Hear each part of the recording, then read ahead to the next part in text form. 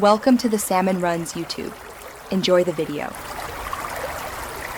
You begin by making sure baby is calm, warm, and recently fed. This reduces stress and eases muscle relaxation.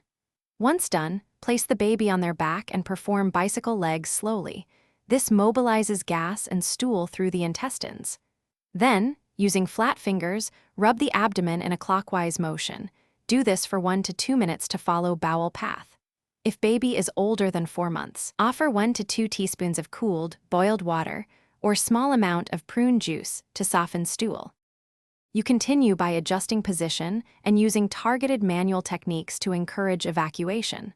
First, bring the knees gently toward the chest for 10 to 15 seconds. This relaxes the pelvic floor and aligns the colon.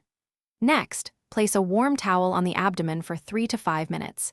Heat increases circulation and promotes peristalsis.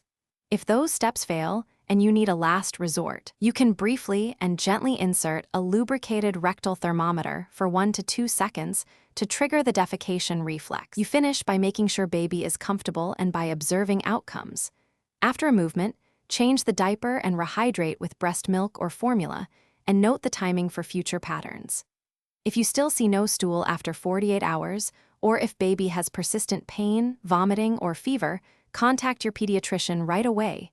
These are red flags.